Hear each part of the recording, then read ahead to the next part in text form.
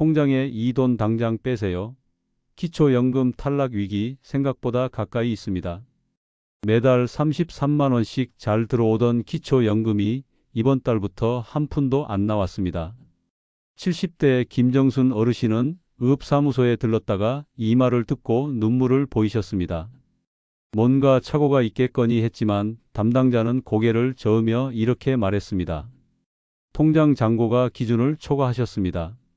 현재 상태로는 수급 대상이 아닙니다. 기초연금 어르신들에게는 생명줄 같은 돈입니다. 매달 30만 원 남짓한 금액이라지만 병원비, 약값, 교통비, 손주 용돈까지 없어지면 생활 자체가 흔들립니다. 그런데도 많은 분들이 아무런 경고도 없이 연금에서 탈락하는 일이 벌어지고 있습니다. 문제는 이 탈락이 실수도 사기도 아닌 아주 단순한 이유 때문이라는 것입니다. 바로 통장에 있는 그 돈 때문입니다. 자녀가 보내준 용돈, 병원비를 모아둔 예금 혹은 잠깐 들어온 보험금 같은 목돈. 그 돈이 잠깐 들어와 있었을 뿐인데 국가에서는 이 사람은 재산이 많다고 판단한 겁니다. 실제로 쓰려고 준비한 돈이었는데 갖고 있으니 탈락이라는 겁니다. 억울하고 황당하죠. 하지만 이게 지금 대한민국의 기초연금 심사 방식입니다. 그 돈이 왜 들어왔는지 언제 빠져나갈 건지 따지지 않습니다. 그저 조사 시점에 얼마나 있느냐만 보고 판단합니다. 그래서 통장에 이 돈이 있으면 바로 탈락입니다. 잠깐 있었던 돈 때문에 2년 동안 연금을 못 받을 수도 있는 겁니다.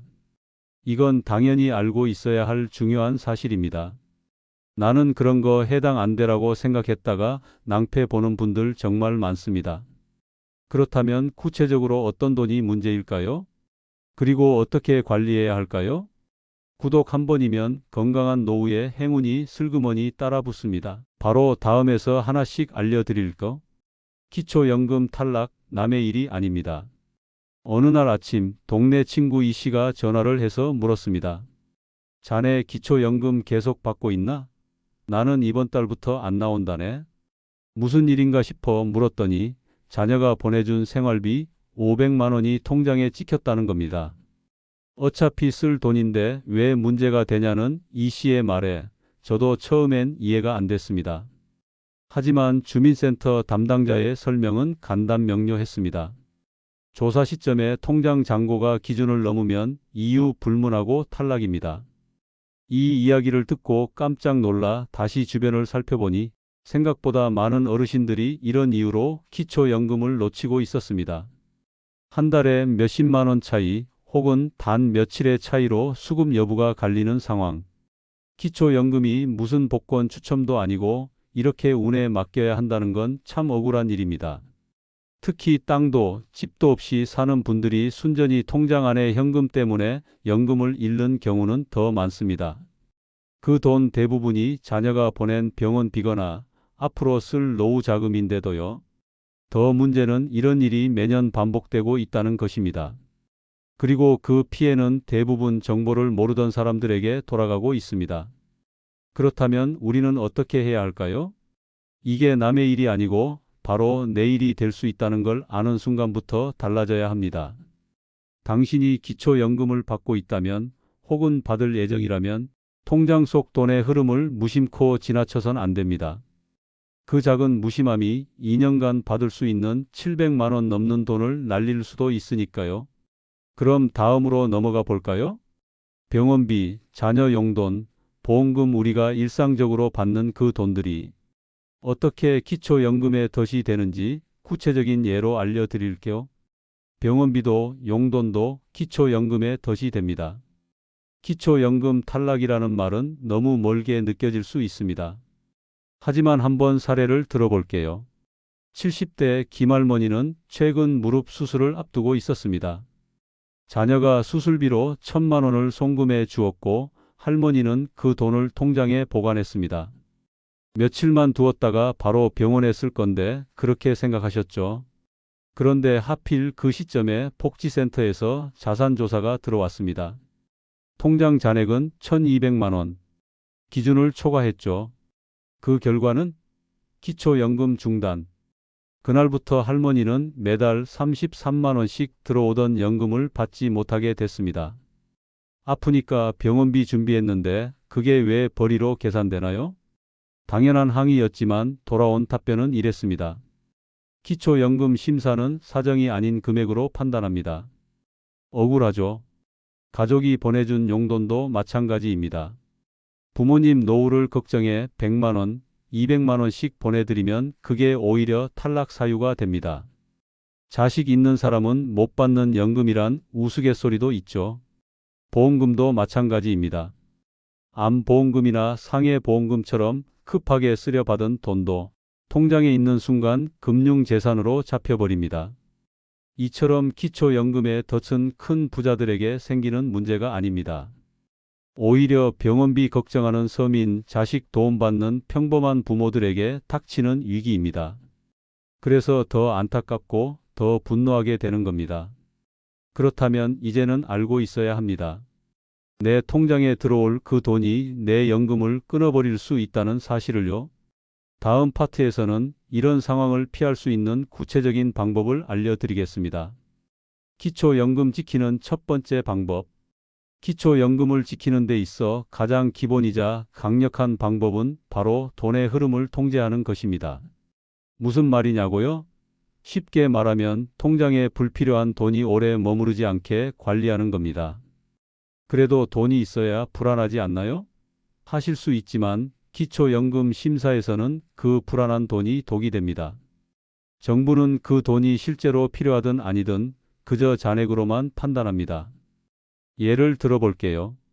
어르신이 냉장고를 바꾸기 위해 100만 원을 모으고 있다면 그것도 잔액으로 포함됩니다.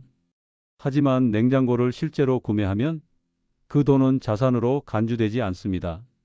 이 차이 하나로 매달 3,334만 원의 연금이 지켜지거나 사라지게 되는 겁니다. 그래서 첫 번째 방법은 아주 단순하지만 강력합니다. 목적에 맞게 계획적으로 돈을 빼서 사용하는 것. 예를 들어 병원비로 쓸 돈이 있다면 그냥 통장에 쌓아두지 말고 병원에서 미리 수납하거나 자녀가 병원에 직접 결제하도록 하면 됩니다. 특히 고액 진료나 장기 치료가 예상되는 경우에는 의료비 계획서, 진단서 같은 서류를 함께 보관해 두면 추후 설명할 때 큰 도움이 됩니다. 또한 어르신들이 종종 적금이나 정기예금에 목돈을 묶어두는 경우가 있는데요. 이 또한 심사 시점에 평가 대상이 됩니다. 정기예금은 쓸 돈이 아니라 갖고 있는 돈으로 보기 때문입니다.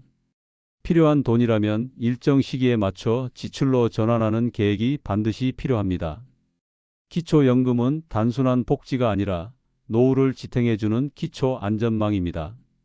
이걸 지키기 위해 우리가 할 수 있는 첫걸음은 바로 이겁니다. 무심코 두지 마시고 목적에 맞게 돈을 흘려보내는 것. 이 원칙 하나만 제대로 실천해도 매달 30만 원 넘는 기초연금을 안정적으로 지킬 수 있습니다. 그럼 다음으로 어떤 돈이 특히 위험한지 더 구체적으로 알아보겠습니다. 어떤 돈이 위험한지 구별하는 법. 기초연금 심사에서 위험한 돈이란 단순히 금액이 큰 돈이 아닙니다. 정확히 말하면 정부가 소득으로 환산하는 방식에 포함되는 돈을 말합니다. 그 중에서도 가장 문제가 되는 건 금융재산입니다. 이 금융재산에는 통장 잔고, 예금, 적금, CMA, 주식, 심지어 현금성 보험까지 포함됩니다. 쉽게 말해 우리가 쉽게 꺼내 쓸 수 있는 자산은 모두 포함된다고 보면 됩니다. 반면 집이나 땅은 현금화가 어렵기 때문에 상대적으로 덜 불리하게 평가되죠. 예를 들어 시골집이 1억 원이라 해도 매달 16만 원 정도의 소득으로 계산됩니다. 하지만 1억 원이 통장에 있다면 월 80만 원 이상의 소득으로 간주될 수 있습니다. 이 차이 하나로 기초연금 수급 여부가 완전히 갈리는 겁니다. 또한 일시불로 들어오는 돈도 아주 위험합니다. 대표적인 예가 보험금, 퇴직금, 재난지원금, 자녀가 보낸 목돈 등이죠. 이 돈들이 아무리 병원비나 생활비 목적이라 해도 입금 시점에 조사가 들어오면 재산으로 산정됩니다. 그 돈이 얼마를 있든 몇 날 며칠 있든 중요하지 않습니다. 딱 그날 통장에 있었다면 연금 탈락의 원인이 될 수 있는 겁니다. 그래서 중요한 건 단순히 돈을 피하는 것이 아니라 돈의 성격을 정확히 구분하는 것입니다. 생활비처럼 매달 고정으로 쓰는 돈은 문제가 되지 않지만 목돈이 들어오면 사전에 쓰이도록 계획하고 증빙 서류를 준비해야 합니다. 예를 들어 병원비로 쓸 예정이라면 진단서, 치료계획서, 병원비 견적서 등을 미리 갖춰 두세요. 이것만 있어도 담당 공무원은 이 돈은 일시적인 의료비로 판단할 수 있습니다. 또한 자녀의 도움을 받을 때는 통장으로 입금받기보다는 실물 지출 방식을 추천드립니다. 요약하자면 위험한 돈은 큰 돈이 아니라 잠깐 머문 돈입니다. 그것이 바로 기초연금의 진짜 함정이죠. 그럼 다음으로 이 위험한 돈을 어떻게 피할 수 있을지 가장 핵심적인 전략을 알려드리겠습니다. 재산조사 시기만 피하면 됩니다. 기초연금은 매달 받지만 자산조사는 매일 이루어지지 않습니다. 정확히는 2년에 한 번, 일정 시기에 딱 한 번 조사됩니다. 그리고 이 조사 시점에 통장에 있는 돈을 기준으로 판단합니다. 즉, 이 시기만 잘 피해도 연금은 계속 받을 수 있는 겁니다. 많은 분들이 이 사실을 모르고 일상적으로 돈을 관리하다가 탈락합니다. 예를 들어 2023년 4월에 기초연금을 신청했다면 다음 조사는 2025년 4월경입니다. 이 재조사 시점에만 돈의 흐름을 조절하면 됩니다. 불필요한 입금이나 예금 해약은 피하고 필요한 지출은 그 전에 완료하세요. 이 몇 주간의 관리만 잘해도 연금 2년치가 그대로 유지됩니다.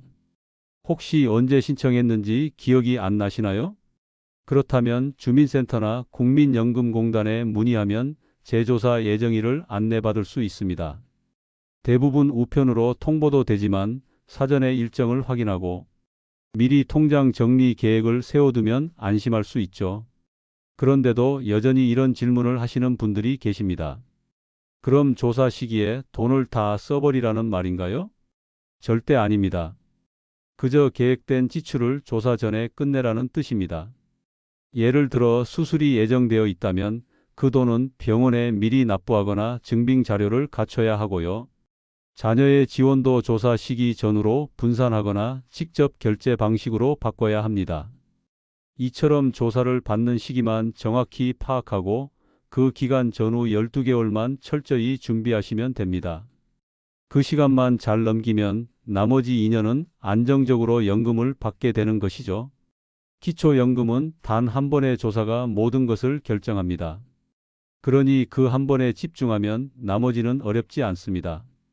지금 당장 해야 할 행동은 기초연금을 지키기 위해 가장 먼저 해야 할 일은 단 하나, 지금 통장부터 들여다보는 것입니다. 내가 갖고 있는 통장에 현재 얼마가 들어있는지, 어떤 돈이 최근 입금됐는지를 확인하는 게 첫걸음입니다. A. 난 별거 없어 하시는 분들일수록 통장에 예상치 못한 위험이 숨어 있는 경우가 많습니다. 자녀가 보내준 돈, 병원비로 모아둔 목돈, 해약한 보험금 이게 다 통장에 들어와 있으면 문제가 됩니다. 특히 지난 12개월 사이에 일회성 목돈이 입금된 적이 있다면 바로 조치가 필요합니다. 그 돈이 왜 들어왔고 언제 쓰일 돈인지를 기록하고 증빙할 서류를 준비해 두는 것, 이것이 기초연금 심사에서 아주 중요합니다. 진단서, 병원비 견적서, 수술 일정 확인서 같은 서류가 있으면 이 돈은 단순한 자산이 아니라 곧 사용될 의료비다라고 주장할 수 있기 때문입니다. 또한 가족에게 꼭 말씀드리세요. 다음부터는 돈을 내 통장으로 보내지 말고 병원이나 약국에 직접 결제해 달라고요. 이 한마디가 여러분의 기초연금을 지켜주는 방패가 될 수 있습니다.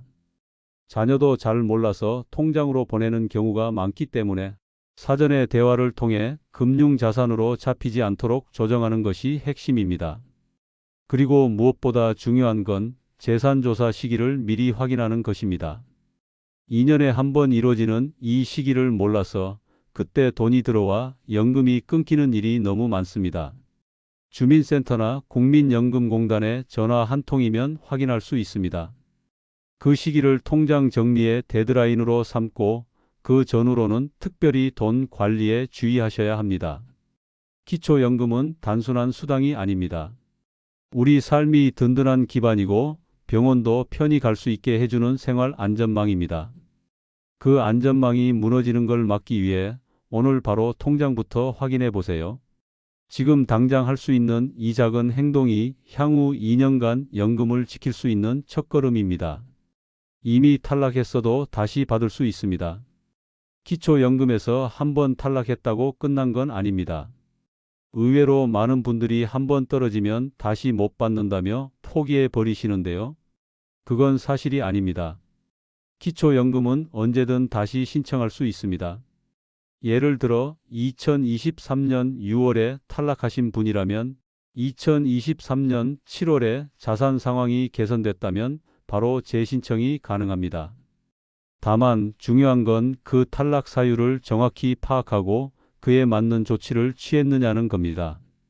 예금액이 기준을 초과해서 탈락했다면 그 예금을 지출하거나 증빙 서류를 제출해 조정해야 하죠. 또한 많은 분들이 탈락 통지서만 받고 더 이상 아무 조치를 하지 않는 경우도 있습니다. 하지만 그 통지서 안에는 재신청 가능 여부와 절차가 명시되어 있고 담당 복지사와 상담하면 보다 구체적인 방법을 안내받을 수 있습니다. 중요한 건 포기하지 않고 다시 도전하는 것입니다. 특히 건강 문제로 큰돈이 잠시 들어온 경우 그 돈의 사용 목적만 명확히 증명하면 재심사를 통해 수급이 가능해집니다. 진단서, 입원 예정서, 치료 계획서 같은 서류가 있으면 공무원들도 이건 필요한 돈이었다는 걸 납득하게 되죠. 이런 방식으로 연금을 다시 받은 어르신 사례는 의외로 많습니다. 또한 재산 상황이 좋아졌다고 해서 100% 탈락하는 것도 아닙니다. 정부는 감액 제도를 통해 소득이 조금 높아도 일정 부분 연금을 지급합니다. 즉, 완전히 끊기는 게 아니라 줄어드는 것일 수도 있다는 말입니다. 그래서 담당자와 상담해서 조정 가능한 선을 찾아내는 것도 좋은 방법입니다. 결론은 단 하나입니다. 기초연금은 영구 탈락이 아니라 조정 가능한 제도입니다. 탈락했다고 낙담하지 말고 내 상황을 다시 살펴본 뒤 필요한 서류를 갖추고 재신청에 도전해 보세요. 다음 파트에서는 실제로 탈락 후 다시 수급자가 된 어르신들의 사례를 소개해 드릴게요. 여러분께 큰 희망이 될 수 있습니다. 사례로 보는 연금 회복 방법. 첫 번째 사례는 서울에 거주하는 71세 조순자 어르신입니다. 조 어르신은 자녀가 갑자기 보내준 1,500만 원 때문에 연금이 끊겼습니다. 이 돈은 사실 병원에서 수술받기 위해 모은 돈이었고 실제로 입원 예정일도 잡혀 있었죠. 하지만 재산조사일에 맞춰 그 돈이 통장에 있었고 연금은 중단됐습니다. 조 어르신은 억울한 마음에 주민센터를 찾아가 담당 공무원에게 사정을 설명했습니다. 그 자리에서 진단서와 수술 예약 확인서를 보여줬고 3주 뒤 다시 기초연금을 받을 수 있게 되었습니다. 두 번째는 강릉에 사는 68세 김창식 어르신입니다. 김 어르신은 소형 아파트를 팔고 받은 8천만 원을 통장에 그대로 넣어뒀다가 탈락했습니다. 요양원 들어갈 생각으로 모은 돈인데 그게 왜 문제가 되냐며 분통을 터뜨렸죠. 하지만 지인의 조언으로 주택연금이라는 방법을 알게 되었고 전세를 주고 일정 금액을 나눠 받는 방식으로 자산 구조를 바꾸었습니다. 이후 소득 인정액이 줄어들면서 연금이 다시 지급되기 시작했습니다. 세 번째는 전북 정읍의 66세 오영자 어르신입니다. 오 어르신은 매달 자녀 2명에게서 생활비로 100만 원씩 받고 있었습니다.